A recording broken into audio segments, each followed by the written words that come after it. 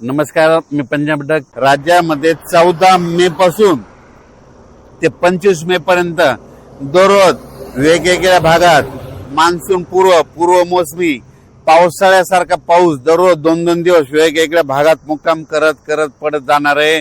म्हणून हा अंदाज शेतकऱ्यांना लक्षात यायचा. म्हणजे सांगायचं झालं तर ऊस ज्यांचा ऊस सुकत आहेत, ज्यांचे ऊस शेतकरी आहे त्यांच्यासाठी आनंदाची बातमी. हळद लागवडीसाठी आनंदाची बातमी. पण ज्यांच्या हळदी काढून ठेवलेल्या त्यांनी मात्र 14 तारखेपर्यंत तुमच्या हळदी काढून घरी आणून ठेवा. कारण की राज्यामध्ये जसं गेल्या वर्षी 14 तारखेला 13 तारखेला पाऊस आला होता 13 मेला, या वर्षी देखील 14 मेला पाऊस येणार आहे. आणि हे पाऊस कंटिन्यू मे महिन्यात आता मध्ये 14 पासून तर 30 मे पर्यंत दररोज वेगवेगळ्या भागात दररोज भाग बदलत. कधी पूर्व विदर्भ, कधी पश्चिम विदर्भ, 2 दिवस पश्चिम महाराष्ट्र, 2 दिवस विदर्भ, असं वेगवेगळा मराठवाडा, असं करत 30 मे पर्यंत दररोज विखुरलेल्या स्वरूपाचा पाऊस पडणार आहे.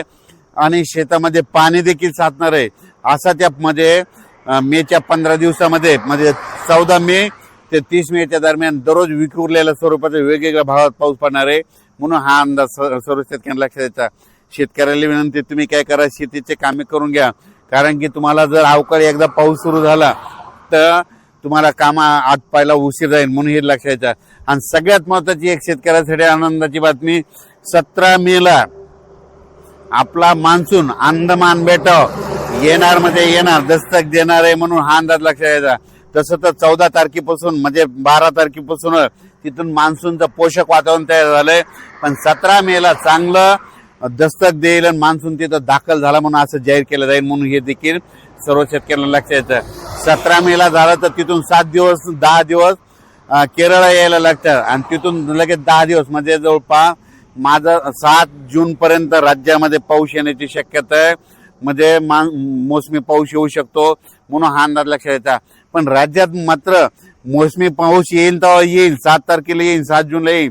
पण त्या अगोदर मात्र 14 मे ते मात्र 30 मेच्या दरम्यान म्हणजे राज्यामध्ये दररोज पूर्व मोसमी पाऊस गेल्या वर्षी जसा पडला तसाच पडणार आहे.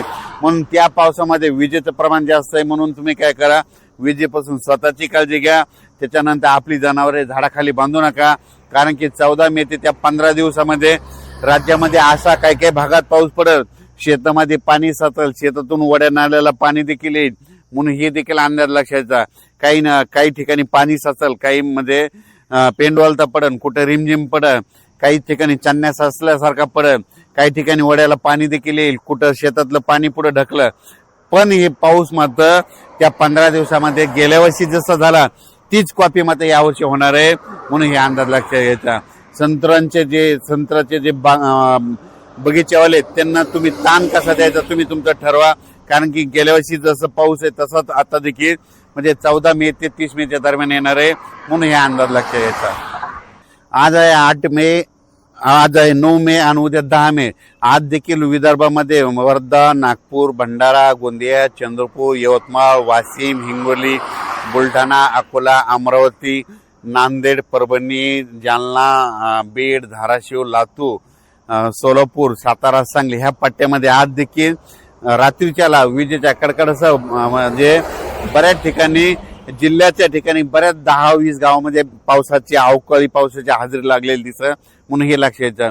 उद्या देखील अशीच परिस्थिती राहणार आहे. 11 पासून वातावरण निवळणार आहे. म्हणून हे देखील लक्षात घ्यायचं.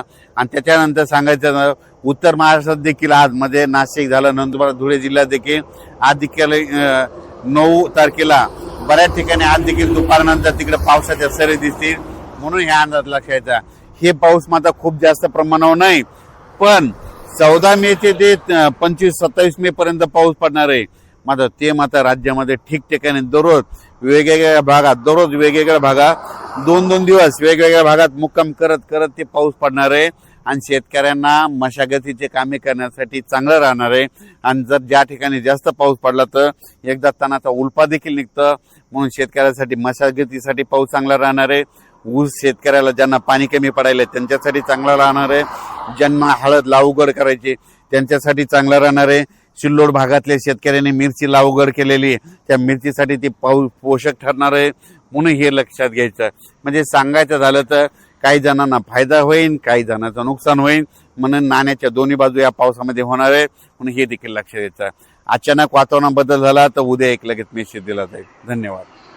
आणि राज्यातल्या वीट उत्पादकांना सांगू इच्छितो की तुम्ही 14 तारखेपर्यंत तुमचे वीट उत्पादन चालू राहते, कारण की 14च्या नंतर ते 30 पर्यंत सारखा पाऊस राहणार आहे. म्हणून तुम्ही तुमचा वीट चालू ठेवायचा का नाही ठेवायचा हे तुम्ही तुमचं ठरवायचं, कारण की 14 मे ते गेल्या वर्षी जसा पाऊस सुरू झाला तसंच यावर्षी देखील 14 मेला पाऊस सुरू होणार आहे.